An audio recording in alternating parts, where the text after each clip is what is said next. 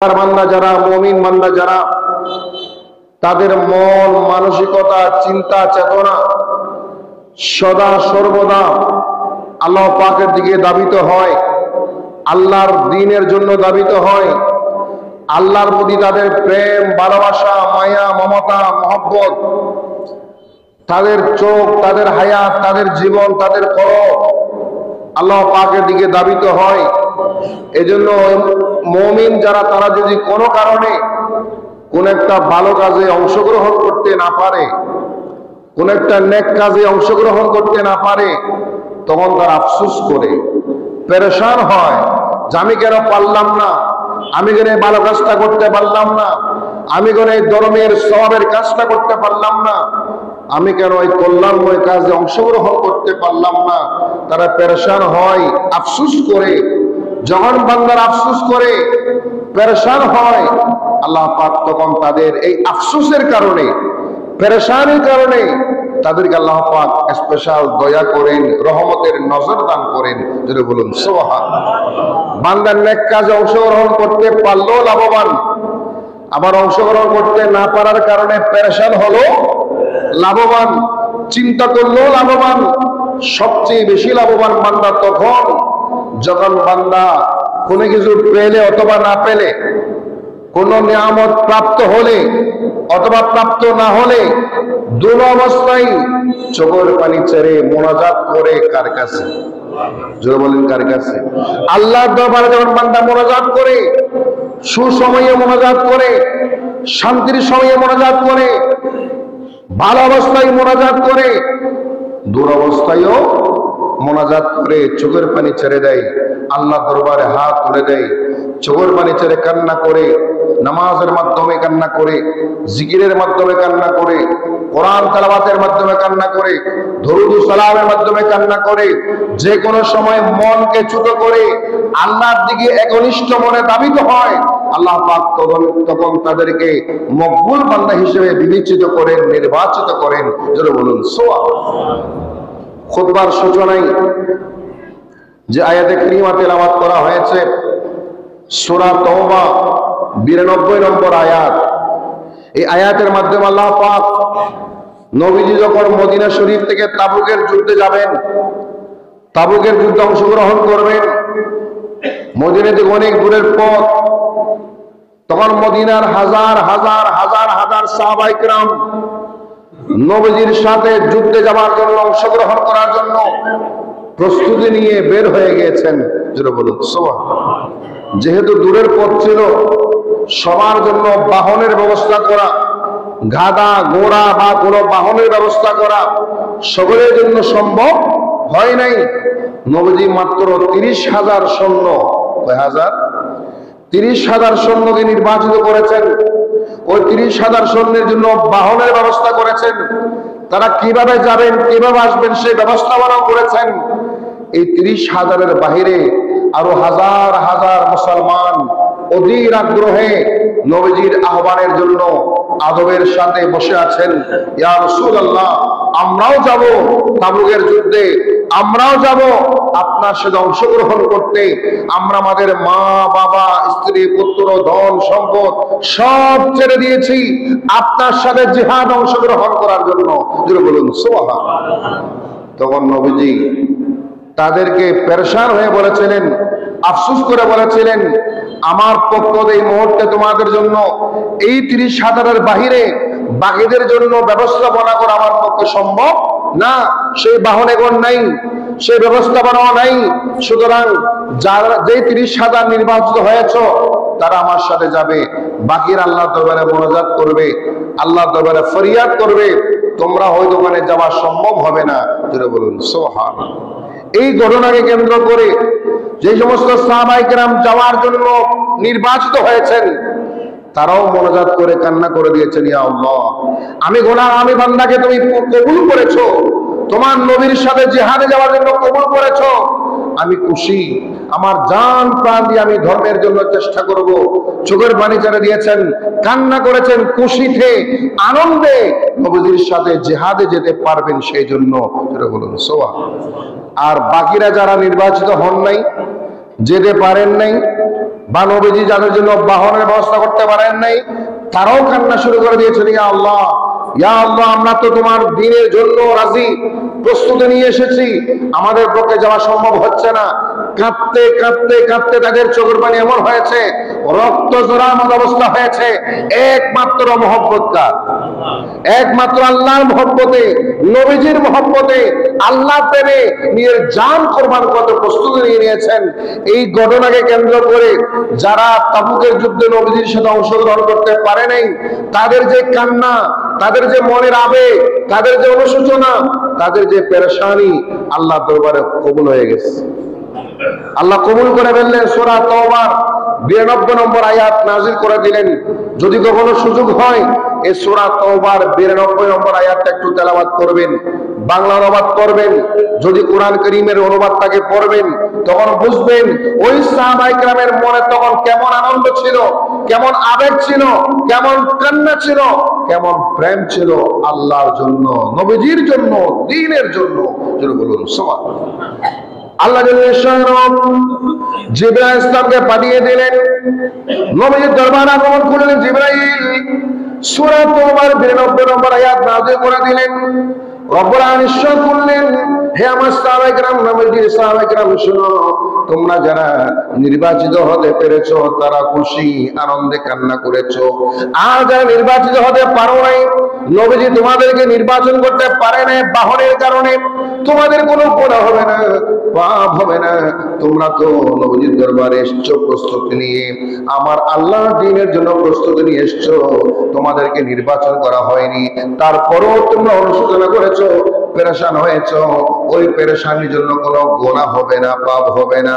রব্বুল আলামিন নিশ্চয় করলেন, আলাল্লাযীনা ইযা মা আতাউকা লিতাহমিলাহুম ইয়া রাসূলুল্লাহ ওয়ালা আলাল্লাযীনা, তাদের কোনো গুনাহ হবে না, ওয়ালা আলাল্লাযীনা ইযা মা আতাউকা, তাদের কোনো গুনাহ হবে না, তাদের কোনো পাপ হবে না যখন তারা আপনার দরবারে হাজির হয়েছিল। সুবহান।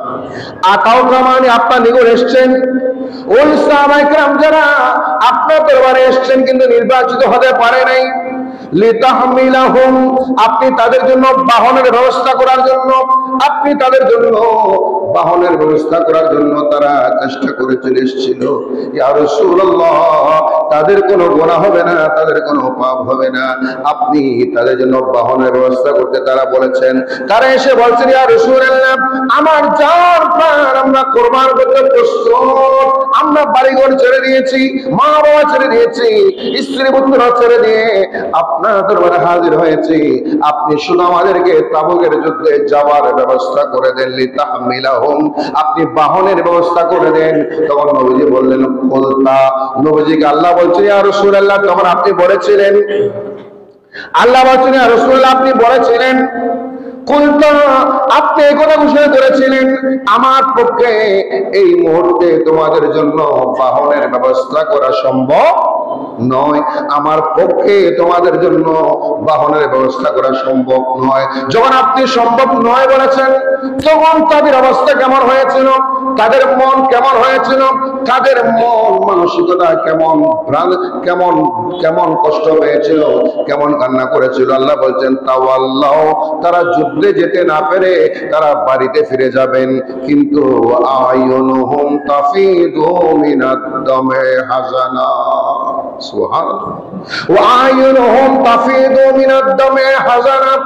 চিন্তার কারণে, পেরেশানির কারণে, আল্লাহ আমি তো প্রস্তুত ছিলাম তাবুকের যুদ্ধে যাওয়ার জন্য, কিন্তু যেতে পারলাম না, আমি তো রেডি ছিলাম, যেতে পারলাম না।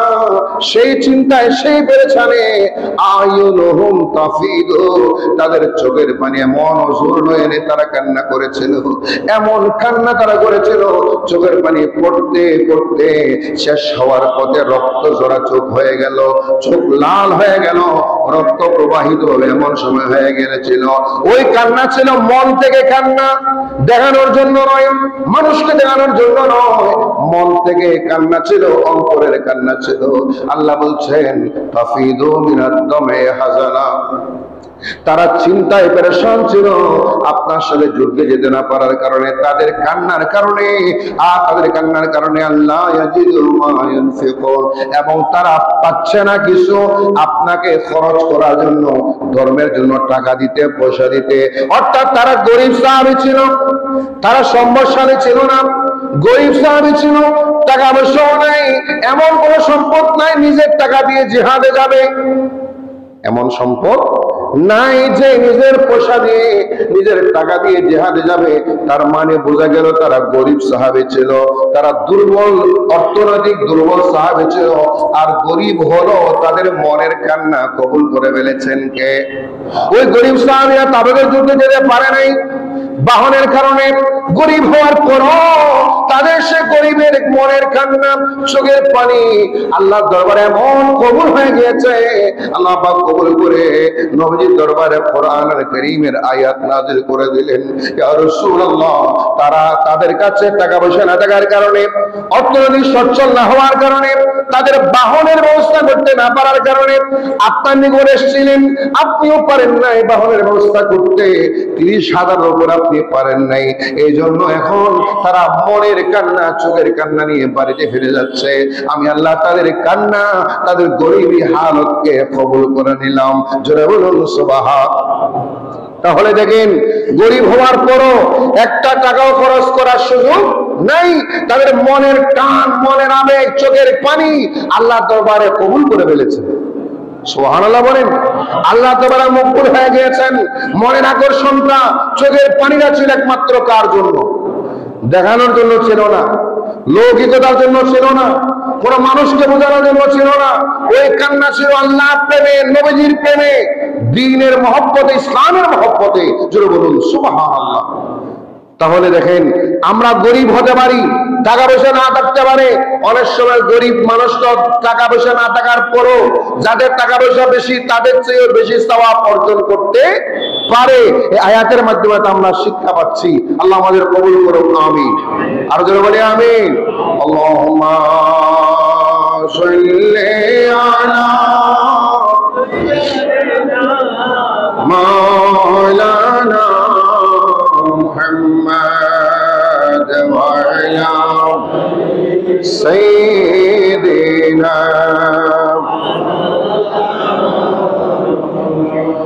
يا رسول الله تداني أمتانك عزيزا عزيزا رحمة জুমলারা তুই আল্লাহুম্মা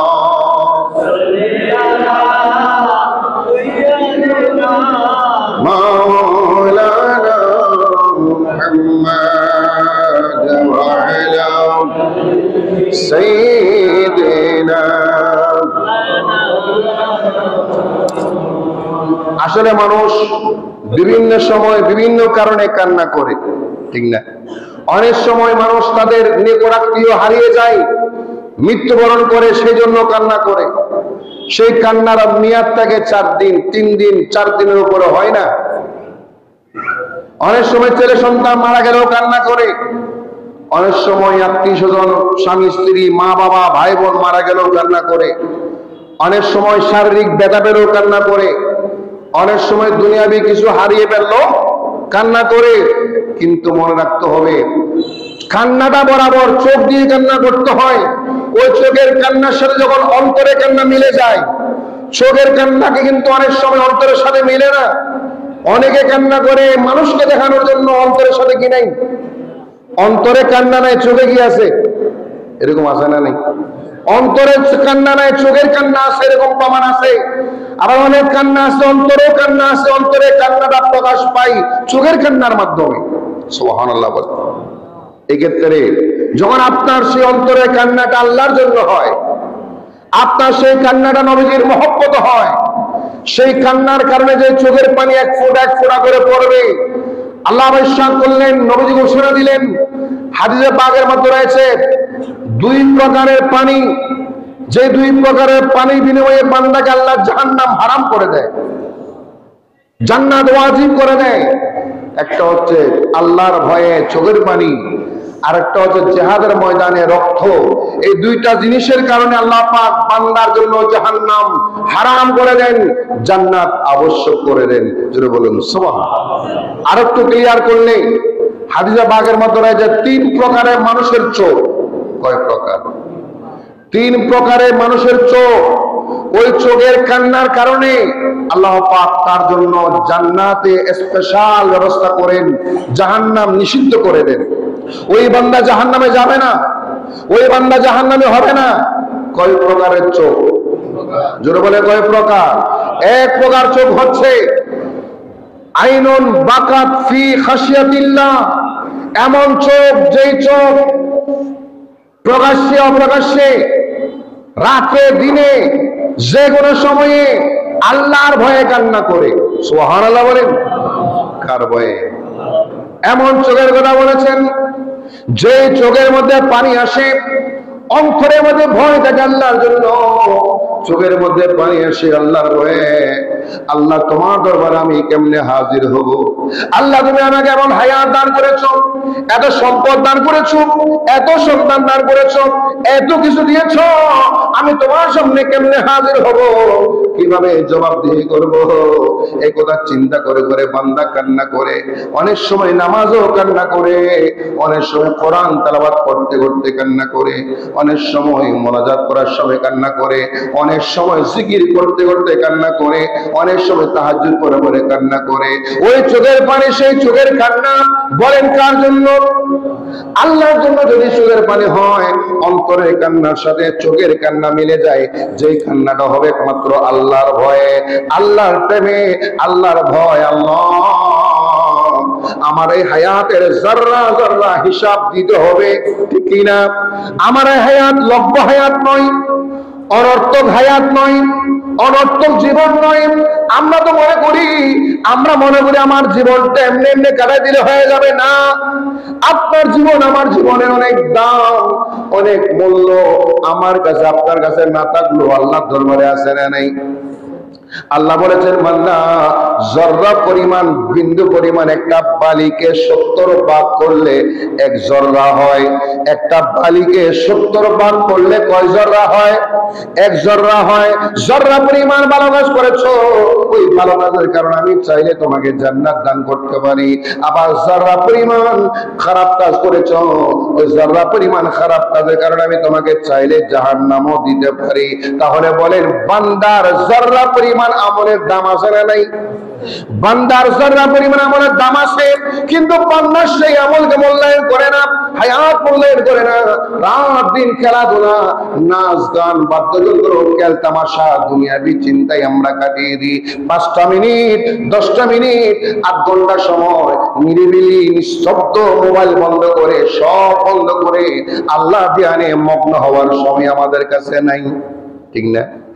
আল্লাহ ধ্যান আমরা মগ্ন হব, আল্লাহ সৃষ্টি নিয়ে আমরা চিন্তা করব, আল্লাহ প্রেম নিয়ে চোখ বন্ধ করে 8 ঘন্টা সময় যাই নামাজে বসে কেবলামুখী হয়ে আমরা মোবাইল বন্ধ করে, সব বন্ধ করে আল্লাহ ধ্যানে 30 মিনিট বসবো, 10 মিনিট বসে থাকবো। ওই সময় আমাদের কাছে হয় না। আমরা শুধুমাত্র রুটিন ফলো করি। কি ফলো করি? আমরা শুধু রুটিন ফলো করি, রুটিন মোতাবেক হাজিরা দেব, 5 ওয়াক্ত নামাজে হাজিরা দেব, রোজায় হাজিরা দেব, যাকাতে হাজিরা দেব, হজে হাজিরা দেব। হজের হাজিরাও হয়, যাকাতের হাজিরাও হয়, রোজার হাজিরাও হয়, সব হাজিরা ঠিক আছে। হাজিরা দেওয়ার পরও পড়া পারে না এমন ছাত্র আছে না নেই? আছে না? প্রতিদিন ক্লাসে হাজির, প্রতিদিন মাদ্রাসা হাজির, কিন্তু ক্লাসে পড়া পারে না, আছে না নেই? হাজির হয়েছে, আপনি উপস্থিতির নাম্বার পাবেন, উপস্থিতির নাম্বার পাবেন, কিন্তু আপনি পড়া না পড়ার কারণে, লিখতে না পারার কারণে নম্বর কি দিবে? নম্বর দেওয়া যাবে না। এই জন্য আমরা আমাদের হায়াতের মূল্যায়ন বুঝি না, হায়াতের সম্মান বুঝি না। আমরা আমাদের হায়াতকে এমন মূল্যায়ন করতে হবে, এমন সম্মান দান করতে হবে, যাতে আমার জীবনের মূল্য আমি উপলব্ধি করতে পারি। জোরে বলুন সুবহান, আর জোরে বলেন সুবহানাল্লাহ। এই জন্য এমন চোখ, যেই চোখ কান্না করে কার জন্য? আল্লাহর ভয়ে কান্না করে। যুগে যুগে সমস্ত নবীদের জীবনী পড়েন, মাঝে মাঝে নবীদের জীবনী পড়বেন, তাজকিরাতুল আম্বিয়া কিতাব পড়বেন, নবীদের জীবনীগুলো পড়বেন। কত কষ্ট করেছেন, কত ত্যাগ করেছেন, কত পরিশ্রম করেছেন, কান্না করেছেন কার জন্য বলেন? কার জন্য? আদম আলাইহিস সালাম 350 বছর কান্না করেছেন, একটা মিনিটের জন্য আকাশের দিকে তাকাই নাই। সুবহানাল্লাহ বলেন। একটা সেকেন্ডের জন্য আকাশের দিকে তাকাই নাই, শুধু কান্না করেছেন কার বয়ে? হযরত নূহ আলাইহিস সালাম, যার নাম নূহ মানে কান্না করা, বেশি বেশি কান্না করা। ওই নূহ আলাইহিস সালাম বেশি বেশি কান্না করেছেন, বেশি বেশি কান্না করেছেন, যে কান্নার কারণে ওনার চোখ দিয়ে পানি পড়তে পড়তে দাগ হয়ে গিয়েছিল। ওই কান্নাটা ছিল কার জন্য? আমাদের নবী রাসূল পাক সাল্লাল্লাহু আলাইহি ওয়াসাল্লাম। আয়েশা সিদ্দিকা বলেন, আমি দেখতাম সারাটি রাত নবীজি সিজদায় পড়ে পড়ে কান্না করতেন, দাড়ি টপকে টপকে চোখের পানি পড়তো, দাড়ি টপকে টপকে চোখের পানি পড়ে পড়ে শরীরে কাপড় ভিজে যেত। প্রশ্ন করতাম, ইয়া রাসূলুল্লাহ, আপনি তো নিষ্পাপ, আপনার কোনো গুনাহ নাই, এরপরও কেন কাঁদেন? নবীজি বলতেন, আমি দুই কারণে কাঁদি, আল্লাহর শুকরিয়া আদায় করার জন্য, উম্মতকে maaf করানোর জন্য। জোরে বলুন সুবহান। আল্লাহর শুকরিয়া আদায় করার জন্য, উম্মতকে maaf করানোর জন্য আমি কান্না করি। অথচ নবীজির সহ সাহাবায়ে কেরামের জীবনী তালাশ করলে হযরত আবু বকর সিদ্দিকের জীবনী তালাশ করেন, ওমর ফারুকের জীবনী তালাশ করেন, উসমান গনির যুন্নুরাইন রাদিয়াল্লাহু আনহুর জীবনী তালাশ করেন। উসমান গনির যুন্নুরাইন যিনি তৃতীয় খলিফা ছিলেন, নবীজির 2 কন্যার স্বামী ছিলেন। কয় কন্যা? জোরে বলে কয় কন্যা? ওনার নাম তো উসমান, ওনাকে যুন্নুরাইন বলা হয়। কি বলা হয়? যুন্নুরাইন। 2 নূরের মালিক। কয় নূরের মালিক? 2 নূরের মালিক। 2 নূর মানে এক নূর নবীজির এক কন্যা, দ্বিতীয় নূর নবীজির আরেক কন্যা। নবীজির 2টা কন্যাকে শাদী করেছেন একটার পর একটা। এরপরে তিনি ওই 2 কন্যার স্বামী হওয়ার কারণে ইসলামের ইতিহাস ওনাকে যুন্নুরাইন বানিয়ে দিয়েছেন। যেটা বলুন সুবহান। আবার এখানে একটা মাসালা বলে দিই, 2 কন্যার স্বামী বলতে এট এ টাইম না, একই সময়ে না। 2 বোনকে একসাথে বিবাহ করা হারাম, হারাম, হারাম। মনে রাখবেন। এই জন্য এক স্ত্রী থাকতে শালীর সাথে বিয়ে করা যাবে না, স্ত্রী বড় বোনকে বিয়ে করা যাবে না, ছোট বোনকে বিয়ে করা যাবে না, এটা হারাম। এই অবৈধ সম্পর্ক করে অনেক মানুষ আছে না নাই? অনেক মানুষ আছে, তাদের চোখ খারাপ, চোখে শয়তান বসে গিয়েছেন, শয়তান বসে রয়েছে, যে এক বোনকে রেখে আরেক বোনকে বিয়ে করে। অথচ ইসলাম সমর্থন করে না। এটা কেমন? এট এ টাইম, একই সময়ে 2 বোনকে রাখা হারাম। তবে হ্যাঁ, এক বোন মারা গেলে অথবা এক বোনের সাথে তালাক হয়ে গেলে, এক বোন মারা গেলে অথবা তালাক হয়ে গেলে, তালাকের পরে মারার পরে আপনি এর পরে বোনটা বিয়ে করার অনুমতি আছে। একই সময়ে না, একটার অ্যাবসেন্টে আরেকটা, তার মানে একটা প্রথমে করেছেন, উনি মৃত্যুবরণ করেছে, এরপর আরেকটা করেছেন, এটা জায়েজ। যেটা বলুন সুবহানাল্লাহ। এই জন্য উসমান গনির যুন্নুরাইন রাদিয়াল্লাহু তাআলা আনহু তিনি কেমন কান্না করতেন, কবরস্থানের পাশ দিয়ে হাদিসের মধ্যে রয়েছে এমন কোন সময় নেই, এমন কোন দিন নেই তিনি কবরস্থানের পাশ দিয়ে হেঁটেছেন আর ওযুর রয়ে কান্না করেন নাই, এমন কোনো প্রমাণ নাই। সুবহানাল্লাহ। উসমান গনি যুন্নুরাইন রাদিয়াল্লাহু তাআলা আনহু সব সময় যখন কবরস্থানের পাশ দিয়ে হাঁটতেন, জিয়ারত করতে যেতেন, জিয়ারত করতে গেলে, কবরস্থানে গেলে তিনি আল্লাহর দরবারে এমন ভাবে কান্না করতেন, পেরেশান হয়ে যেতেন, এমন কান্না করতেন ওনার চোখের পানি টপকে টপকে পড়তো। আর বন্ধুরা প্রশ্ন করতো, হুজুর আপনি কবরস্থান দেখলে এত কান্না করেন কেন? কবরস্থান আসলে এত কান্না করেন কেন? উসমান গনি যুন্নুরাইন বলতেন, কেন কান্না করি জানো? আল্লাহর ভয়ে, আল্লাহর ভয়ে আমার চোখের পানি এসে যায়। ওই কবরে আমি কেমনে থাকবো? ওই কবরের মধ্যে প্রথম স্তর, প্রথম গেট, আউয়ালু মানজিলাতিন মিন মানাজিলিল আখিরাহ, পরকালের অনেক গেট থাকবে, তার মধ্যে প্রথম গেটের নাম হচ্ছে কবর। সুবহানাল্লাহ। প্রথম গেটের নাম হচ্ছে কবর। ওই কবরের গেট যদি আমি পার হতে পারি সফলতার সাথে, বাকি সব গেট আমি সফল হয়ে যাব। প্রথম গেটে যদি আমি ধরা খেয়ে যাই, প্রথম গেটে যদি আমি গ্রেফতার হয়ে যাই, সেকেন্ড গেটে যাওয়া সম্ভব। নয়, এরপরে গেটে যাওয়া সম্ভব নয়। এই প্রথম গেটের নাম হচ্ছে কবর। ওসমান গনি যুন্নুরাইন বলতেন, আমি কেন কান্না করি জানো? আল্লাহর ভয়ে আমি কান্না করি, আল্লাহ প্রেমে আমি কান্না করি। অন্তরের কান্না, চোখের কান্না অ্যাডজাস্ট হয়ে গিয়েছে, মিলে গিয়েছে। আর আল্লাহ বলছেন এই কান্না হচ্ছে আল্লাহর দরবারে মকবুল হওয়ার উসিলা। জোরে বলুন সুবহান। অথচ দেখেন আমরাও কবরস্থানে যাই, আমিও যাই, আপনিও যান, সবাই যায়, মুসলমানরা যায়। মার কবরের সামনে দাঁড়ায়, বাবার কবরের সামনে দাঁড়ায়। 1 বছর পড়া যায়, 10 বছর পড়াও যায়, কিন্তু কবরস্থানের সামনে গিয়েও আমরা অনেক হাসি তামাশা করি, আড্ডা করি, গল্প করি, দুনিয়াবি কথাবার্তা বলি। আছে না? দুনিয়াবি কথাবার্তা বলে একবার চিন্তা করি না আমার রাজপ্রাসাদ ছেড়ে 10 তলা 5 তলা বিল্ডিং ছেড়ে এই মাটির নিচে আমাকে শায়িত হতে হবে। আমার বাবা এখন শায়িত আছেন, ওনার করুণ অবস্থা আমি জানি না। আমার মা শায়িত আছেন, কোন অবস্থা জানি না। এই চিন্তায় যদি আমার চোখের পানি আসতো, আমার চোখ দিয়ে পানি ঝরতো, ওই পানি হয়ে যেত জান্নাতুল উসিলা।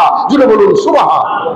কিন্তু আমরা সে কবরস্থানে গিয়েও হাসি তামাশা করি, গল্প গুজব করি, আড্ডা করি, কত কিছু করি। অথচ সেই কবরস্থানে যে নবীজি বলেছেন তুযাক্কিরুল মাউতা, মৃত্যুর কথা স্মরণ করার জন্য এবং পরকাল স্মরণ করার জন্য। জিয়ারতের উদ্দেশ্য কি? জিয়ারতের উদ্দেশ্য শুধু কবরবাসী লাভবান হবে তা না, জিয়ারতের কারণে কবরবাসী যেভাবে লাভবান হবে, যিনি জিয়ারত করবেন তিনিও লাভবান হবেন। তিনি কি লাভবান হবেন? 1 নম্বরে যা পড়েছেন তার জন্য সওয়াব পাবেন। 2 নম্বরে ওনার মৃত্যুর কথা স্মরণ হবে, আমাকে একদিন এখানে আসতে হবে। 3 নম্বরে ওনার পরকালের স্মরণ হবে। এই মৃত্যুর স্মরণ, পরকালের স্মরণের জন্য নবীজি জিয়ারত করতে বলেছেন, কবরস্থানে গিয়ে জিয়ারত করতে বলেছেন। যারা আপনার চোখের মধ্যে ভাসে, আপনার বন্ধু ছিল, 1000 কোটিপতি মালিক ছিল, লক্ষ হাজার কোটির মালিক ছিল, ওই মানুষটা এখন কোথায়? কবরস্থানে।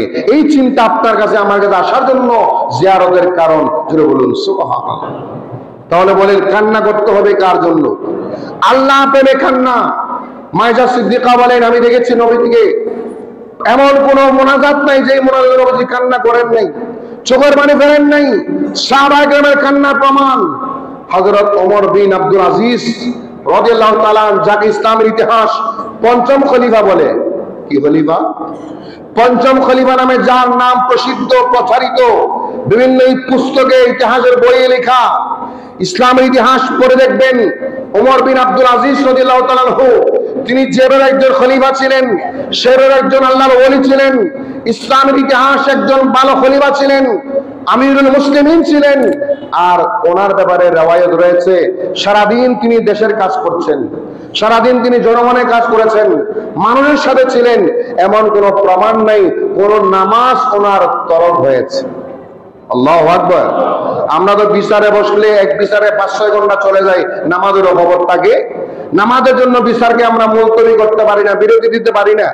এটা বৈঠকে বসলে 2-10 ঘন্টা চলে যায়, ওই 2-10 ঘন্টা বৈঠকে নামাজের বিরতির সুযোগ হয় না। আমরা আমার কাজকে বড় মনে করি, ওই বিচারকে বড় মনে করি, সামাজিক কাজকে বড় মনে করেছি।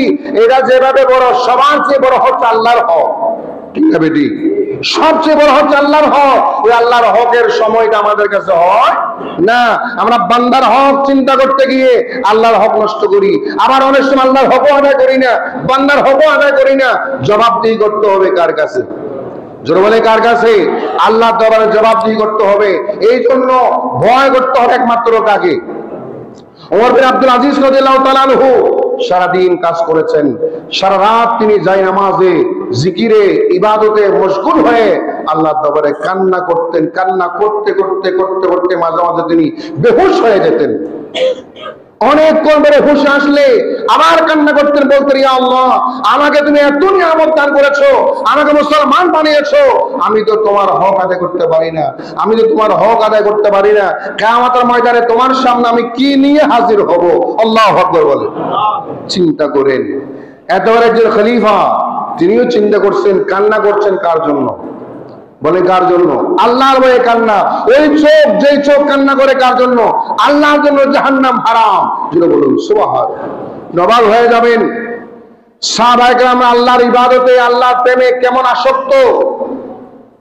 নিজের দুনিয়ার হাজারো টেনশন, হাজারো কাজকর্ম ছেড়ে নিরিবিলি একমাত্র আল্লাহর ধ্যানে মগ্ন হতে পারাটা বর্তমান সময়ে খুবই কঠিন।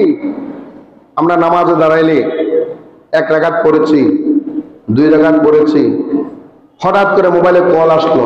কি আসলো? মোবাইলে কল আসলো। তখন আমরা ওই মাইন্ড করবেন, এটা আমি আমার কথা বলি, আপনার কথাও বলি, সবার কথা বলছি, এটা আমাদের চরিত্র হয়ে গেছে। মোবাইলে কল আসার পরে প্রথম 2 রাকাত যেভাবে আমরা ঠান্ডা মাথায় নিরিবিলি পড়েছি, দ্বিতীয় 2 রাকাত কি সেরকম পড়েছি না তাড়াহুড়া করেছি? জোরে বলেন। কেন? আপনার কোন একজন মানুষ কি করেছে? কল, ওই কোন একজন মানুষটা আপনার প্রয়োজনীয় হতে পারে, অপ্রয়োজনীয় হতে পারে। ওই মানুষটা আপনি চিনেন না, জানেন না, কারণ কল এসছে, আপনি তো নামাজে, ওই রিং বাজতেছে, ওই রিং এর কারণে প্রথম 2 রাকাত যেটা আমরা গুরুত্ব সহকারে পড়েছি, দ্বিতীয় 2 রাকাত আমরা কোনো মতে পড়েছি, কোনো মতে রুকু, কোনো মতে সিজদা, তাড়াহুড়া করে সালাম ফিরে এলো। ঠিক না বেটি? তাড়াহুড়া করে সালাম ফিরে কি বলি? এলো। এখন বলেন, আপনি ছিলেন কার সাথে? আল্লাহর ইবাদত আপনার সাথে কথোপকথন ছিল, আল্লাহর সাথে কথা বলছেন, আল্লাহর সাথে আপনার কথাবার্তা হচ্ছে নামাজ অবস্থায়। আল্লাহর সাথে কথাবার্তা ছেড়ে আপনি বান্দার কাছে আমি মূল্যায়ন করলাম, বান্দার সাথে কথোপকথনকে আমি গুরুত্ব দিলাম। এখন চিন্তা করেন, আমি আপনি কোন মানের মুসল্লি? ঠিক না বেটি? আমরা কোন মানের মুসল্লি? আমি নিজেকে বড় মুসল্লি মনে করি।